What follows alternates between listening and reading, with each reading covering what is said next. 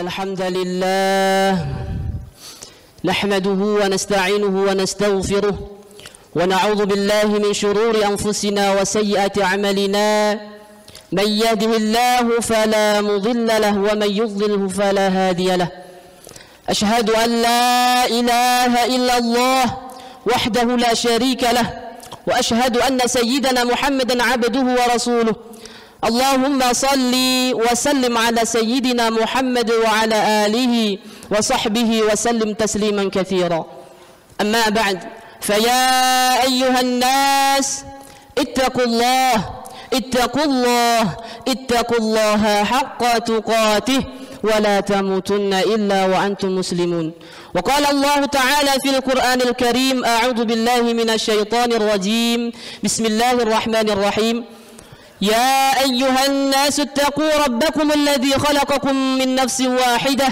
وخلق منها زوجها وبث منهما رجالا كثيرا ونساء واتقوا الله الذي تساءلون به والأرحام إن الله كان عليكم رقيبا. Ma'asyiral hadirin jamaah salat Jumat yang dirahmati Allah Subhanahu wa taala. Alhamdulillahi rabbil alamin. Kita semua bersyukur kepada Allah. Allah Subhanahu wa taala telah menitipkan kepada kita semua kesehatan, kesempatan, dan yang paling utama Allah masih tetapkan iman dalam dada kita sehingga kita mampu, yang dimampukan oleh Allah untuk hadir di majelis ini dalam rangka melaksanakan salat Jumat secara berjamaah. Salawat dan salam sama-sama kita haturkan kepada junjungan kita, suri tauladan kita, Nabi dia Sayyidina Muhammad sallallahu alaihi wasallam. Mudah-mudahan kita semua kelak di yaumil qiyamah kembali dikumpulkan sebagaimana kita dikumpulkan pada siang hari ini bersama Rasulullah sallallahu alaihi wasallam. Amin ya rabbal alamin. Jamaah salat Jumat yang dirahmati Allah, kami mewasiatkan kepada diri kami pribadi dan juga kepada jamaah sekalian, mari sama-sama kita perbaiki diri kita. Kita tingkatkan kualitas iman dan juga takwa kita kepada Allah, karena sepanjang apapun umur kita, sebanyak apapun harta kita, dan setinggi apapun jabatan kita, semuanya tidak akan bermanfaat bagi kita kelak di yaumil qiyamah ketika bekal yang kita tidak siapkan adalah bekal ketakwaan kepada Allah. Wa tazawwadu fa inna khairaz zadi taqwa. Siapkan bekal sebaik-baiknya, karena sebaik-baiknya bekal adalah bekal ketakwaan kepada Allah Subhanahu wa taala. Ma'asyiral hadirin jamaah salat Jumat yang dirahmati Allah Subhanahu wa taala. Pada kesempatan yang mulia, pada kesempatan yang singkat ini kami ingin menyampaikan bahwa rahasia kemuliaan, baik kemuliaan di mata manusia atau bahkan di hadapan Allah Subhanahu wa taala, adalah hakikatnya bersumber dari Al-Qur'an. Mari sama-sama kita tengok. Kita semua melaksanakan aktivitas kehidupan kita sehari-hari, baik dengan bekerja, menempuh pendidikan, atau bahkan kita melaksanakan berbagai ibadah, baik itu ibadah yang sifatnya personal ataupun ibadah sosial. Semua itu kita kerjakan tidak lain untuk mencari kemuliaan. Kita akui kita mencari kemuliaan di hadapan manusia, tapi jangan lupa kemuliaan yang hakiki adalah kemuliaan di hadapan Allah Subhanahu wa taala. Namun apakah dengan berbagai aktivitas itu menjamin akan mulia di hadapan Allah? Maka tidak dipastikan. Maka coba kita tengok bagaimana kemuliaan dari berbagai bentuk aspek kehidupan kita dahulu. Dari segi waktu, bahwa kita tahu dalam satu tahun ada 12 bulan. Maka setiap bulan tidak sama derajatnya. Ada bulan yang lebih mulia dibandingkan bulan lain. Bulan termulia adalah bulan Ramadan. Kenapa Ramadan bulan paling mulia di antara bulan lainnya?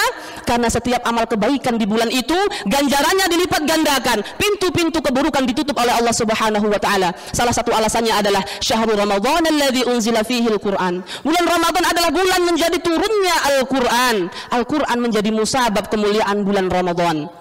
Kemudian dari segi hari, dalam satu pekan ada 7 hari, kemudian hari yang terbaik Jumat, Sayyidul Ayyam, pemimpin dari banyaknya hari-hari tersebut. Kenapa demikian? Karena memang dulu Al-Quran pertama kali turunkan pada hari Jumat, kemudian pada malam-malam harinya. Begitu terbentang panjang malam yang kita lewati, namun malam paling mulia yaitu malam Al-Qadar, khairum min alfi syahr, lebih baik daripada 1000 bulan. Kenapa? Inna anzalnahu fi lailatul qadar. Alasannya Allah telah menurunkan Al-Quran pada malam Al-Qadar. Jamaah salat Jumat yang dirahmati Allah Subhanahu wa taala. Kemudian dari segi tempat, semua tempat adalah mulia karena Allah semua yang ciptakan. Namun kita akui ada tempat-tempat yang Allah tinggikan derajatnya pada saat ini dan juga sampai hari kiamat. Di mana? Tanah haram, tanah yang dimuliakan. Makkah dan Madinah adalah tanah yang dimuliakan oleh Allah karena dua tempat tersebut menjadi tempat turunnya Al-Quran. Maka Makkah digelari Al-Mukarramah, yang dimuliakan. Madinah digelari Al-Munawwarah, yang bersinar, bercahaya, terang benderang. Jemaah salat Jumat yang dirahmati Allah. Kemudian aspek ketiga dari kehidupan kita yang Allah muliakan adalah dari segi makhluk Allah. Malaikat jumlahnya tidak terhitung karena memang terus bertambah. Allah terus ciptakan malaikat, namun tidak ada yang dimatikan oleh Allah sampai hari kiamat. Namun dari banyaknya jumlah malaikat, ada yang paling mulia di antara malaikat-malaikat yang lainnya, yaitu malaikat Jibril alaihi salam. Kenapa? Karena malaikat Jibril adalah satu-satunya malaikat yang dijadikan Allah sebagai perantara diwahyukannya Al-Quran kepada Nabi Muhammad sallallahu alaihi wasallam. Makanya Jibril digelari Ruhul Amin, satu sosok malaikat yang terpercaya. Kemudian Nabi dan Rasul, Nabi jumlahnya 124.000. Kemudian Rasul, Nabi yang sekaligus Rasul disebutkan jumlahnya 313. Pendapat lain 315. Maka dari sekian banyak Nabi dan Rasul, ada pemimpinnya. Beliaulah Nabi kita Sayyidina Muhammad sallallahu alaihi wasallam, Sayyidul Anbiya wal Mursalin, pemimpinnya para Nabi dan juga pemimpin para Rasul. Apa alasannya? Alasannya adalah karena Nabi Muhammad satu-satunya Nabi yang memperoleh wahyu Al-Quran. Maka dari itu kemudian, dari sekian banyak miliaran juta jumlah manusia sejak Nabi Muhammad sampai nanti hari kiamat, ada orang-orang terbaik yang disebutkan oleh Nabi Muhammad sallallahu alaihi wasallam dalam hadisnya diriwayatkan oleh Imam Bukhari, bahwa orang terbaik adalah khairukum man ta'allama al-Qur'ana wa 'allamah. Sebaik-baiknya kalian adalah orang yang mau belajar Al-Quran dan juga mau mengajarkan Al-Quran. Maka rahasia kemuliaan, rahasia terbaik letaknya adalah pada Al-Quran. Jamaah salat Jumat yang dirahmati Allah subhanahu wa ta'ala. Namun apakah Al-Qurannya sebagai sumber kemuliaan? Maka jawabannya tidak. Kita semua melalui kehidupan ini pasti ditemui dengan berbagai masalah problem kehidupan. Baik masalah dalam hal kerja, dalam dunia keluarga, dalam dunia pertemanan, atau bahkan masalah itu muncul dari kita sendiri. Maka semua masalah itu bisa menimbulkan penyakit, khususnya penyakit hati, iri, dengki, hasad, takabur dan lain sebagainya. Maka salah satu yang ditawarkan oleh Allah Subhanahu wa taala sebagai obat adalah Al-Qur'an sebagai sumber obat hati dan juga sebagai sumber ketenangan. Allah berfirman dalam Quran surat Al-Isra ayat 82, "Wa nunazzilu minal Qur'an ma huwa syifaa'u wa rahmatul lil mu'minin." Kami telah menurunkan Al-Qur'an tidak lain adalah sebagai syifa, sebagai obat hati, wa rahmatul lil mu'minin, dan juga sebagai bentuk kasih sayangan Allah kepada orang-orang yang beriman. Jamaah salat Jumat yang dirahmati Allah Subhanahu wa taala. Kemudian kita semua telah melakukan berbagai bentuk kebaikan, baik kebaikan yang sifatnya personal khusus kita dengan Allah, ataupun kebaikan yang sifatnya sosial, ada hubungannya dengan manusia lain. Maka semua kebaikan itu kita maksudkan untuk mendulang ganjaran yang sebanyak-banyaknya.